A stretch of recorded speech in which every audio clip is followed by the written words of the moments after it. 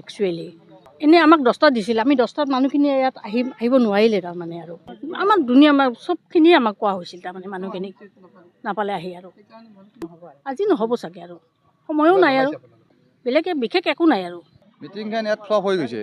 ইয়াত কংগ্ৰেছী মানুহ নাই। আমি ৰাতিপুৱাৰ পৰা চাই আছোঁ যে সুদা চেয়াৰ এখন পৰি আছে, তাতে কোনো মানুহ নাই। গতিকে আমাৰ দুখ লাগছে। আমি গৌৰৱ গগৈ আলি আমি প্ৰশ্ন কৰিলোঁ হয় কিছুমান।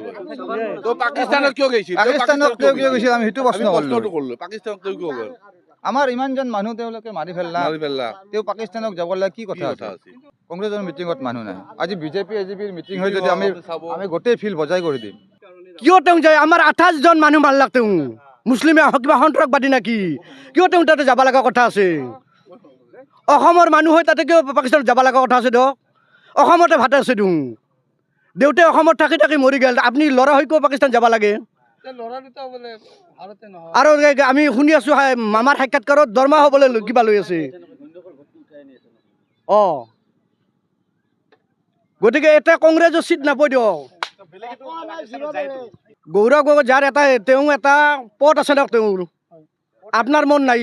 তেওঁ পদ থকা মানুহতে যাব নালাগে, যাব নোৱাৰে।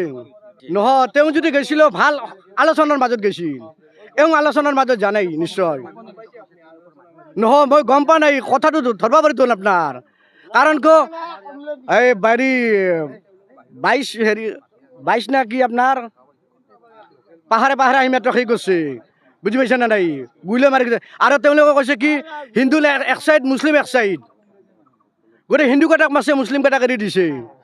গতিকে আমি পাকিস্তানটো ভয় পামে, আমি হিন্দুস্তানী মানুহ। আপুনিওতো হিন্দু, আপুনি কেইটাকে যাই থাকিব লাগে, কথা নাই।